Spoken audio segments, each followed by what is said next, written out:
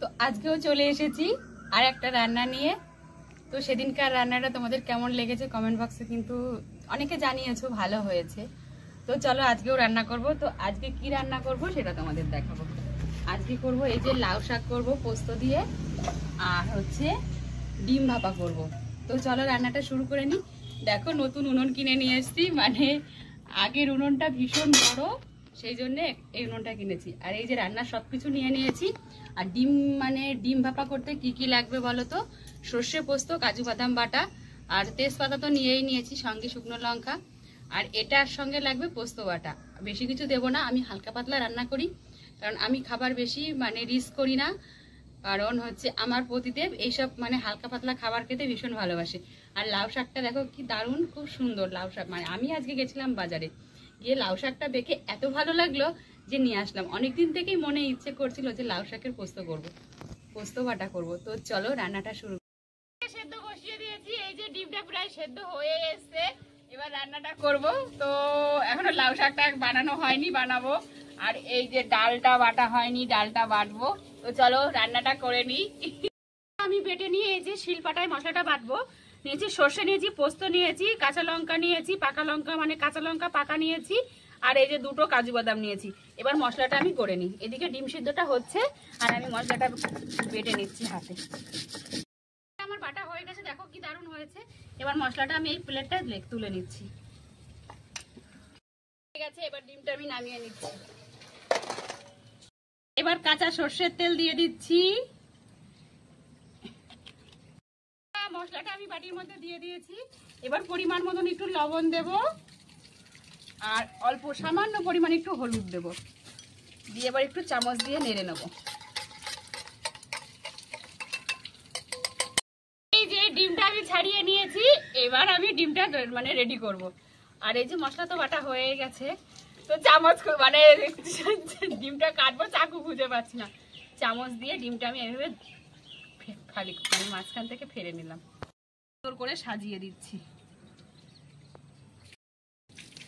মশলাটা পুরো আমার ছড়িয়ে দেওয়া হয়ে গেছে।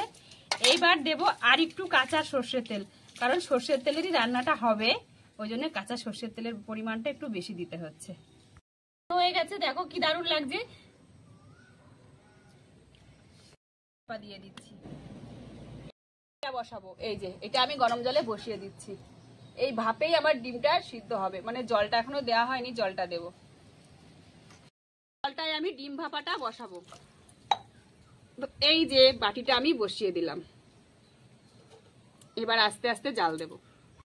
যে ডিমটা ভাপে আমি বসিয়ে দিয়েছি, দেখো কি সুন্দর করে বসিয়েছি।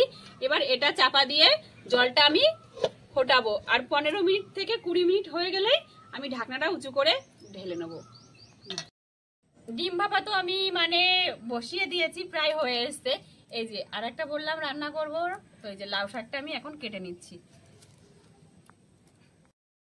মটরের ডাল দেব, মানে মটরের ডালের বড়া করে দেব। তার জন্য এই যে মটরের ডালটা আমি আগেই ভিজিয়ে রেখেছিলাম, মটরের ডালটা খুব সুন্দর ভিজে গেছে। এবার এই ডালটাই আমি শিলে বেটে নেব। এই ডালটা এবার আমি ভালো করে শিলে সুন্দর করে বেটে নিচ্ছি। এবার ডালটা আমি তুলে নেব।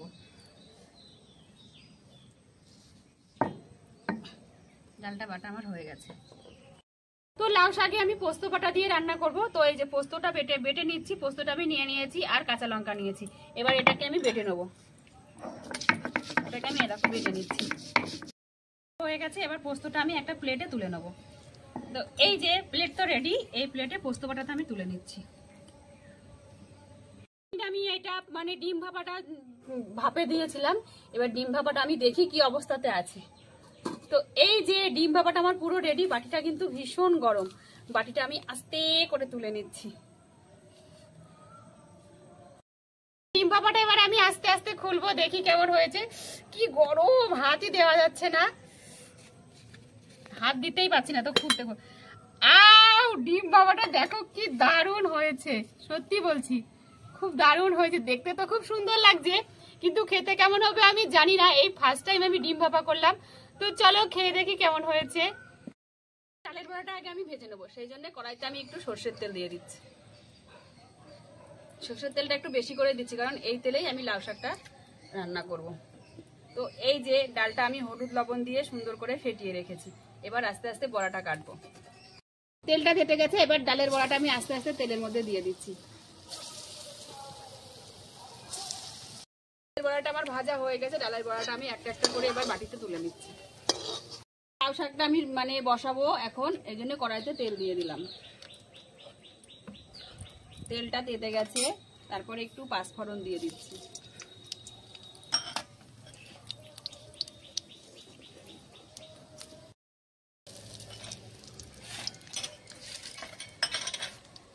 এবার একটু নেড়ে চেড়ে আগে থেকে কেটে রাখা আলুগুলা দিয়ে গেছে। এবার বেগুনগুলো আমি দিয়ে দিচ্ছি, আর এই যে কাঁচা লঙ্কা চেরাটা দিয়ে দিলাম। আমার হয়ে গেছে, এবার লাউ শাকটা আমি ঢেলে দিচ্ছি। এরপর দেব পরিমাণ মতন হলুদ, তারপর দেব পরিমাণ মতন লবণ, মানে যতটুকু শাক সেই পরিমাণে আমি লবণ দিচ্ছি। নেড়ে চেড়ে দেখো কি সুন্দর হয়ে এসছে। এবার আমি জল ঢেলে দেবো, একটু ঝোল ঝোল করবো, সেই জন্য একটু বেশি করে জল দিচ্ছি। আমি ঢেকে দিচ্ছি, ঢেকে দিয়ে একটু ফুটে উঠলেই মানে বড়া দেবো, বড়া দিয়ে নামিয়ে নেবো। তরকারিটা ফুটে এসছে, দেখো কি দারুণ ফুটছে। ঢাকনাটা আমি আগলা করে দিলাম। এবার দেখি আলুটা সিদ্ধ হয়েছে না। হ্যাঁ, আলুটা প্রায় সিদ্ধ হয়ে এসছে। এবার এর মধ্যে আমি আগে থেকে ভেজে রাখা যে এই যে বড়াগুলা দিয়ে দিচ্ছি। আমি পোস্ত আর কাঁচা লঙ্কাটা বেটে রেখেছিলাম, মানে তরকারিটা আমার হয়ে এসছে। এবার এটা আমি তরকারির মধ্যে ঢেলে দিয়ে দিচ্ছি, দিয়ে একটু নেড়ে চেড়ে নামিয়ে নেবো। গরম গরম ডাটা মানে লাউ শাক আর পোস্ত বাটার তরকারি। তো সব তরকারিতে আমি একটু চিনি দিই, সেই জন্য সামান্য পরিমাণ চিনি দিয়ে দিচ্ছি। এটা আমার পুরো রেডি হয়ে গেছে, এবার আমি তরকারিটা নামিয়ে নিচ্ছি। হয়ে গেছে, এবার খাবো। এই যে ভাতটা আমি ঘরের থেকে আগেই বেড়ে নিয়ে এসেছি। বেশি ভাত খাবো না, কারণ দুরকম রান্না করেছি তো, তরকারিটা তো একটু বেশি খেতেই হবে। এবার নিয়ে নিচ্ছি ডিমটা, মানে ডিমটা আমার অনেক দিনের ইচ্ছা ছিল রান্না করব, তাই জন্য আমি রান্না করেছি। আমরা যতজন মানুষ সবার একটা করে ডিম আর একটা কাঁচা লঙ্কা নিয়ে নিলাম। এবার নেব লাউ শাকটা, এই যে এবার নিচ্ছি লাউ শাকটা। একটু ডাটা নিয়ে নি। তো আগে কোনটা খাবো বলো রাজীব বাবাকে, কোনটা খাবো? আগে ডিমটাই খাও। তো আগে ডিমটা খেয়ে দেখি কেমন হয়েছে। সত্যি বলছি, নিজে রান্না করেছি বলে বলছি না, দারুণ টেস্ট হয়েছে। তাই তোমরা এরকম রান্না করে খেয়ে দেখো, সত্যি ভালো লাগবে। আর এই যে বড়ার তরকারিটা দিয়ে অল্প দুটো ভাত খাচ্ছি, মানে লাউ শাকটা দিয়ে খাচ্ছি। ও লাউ শাকটা মানে নিজের রান্না নিজেই প্রশংসা করছি,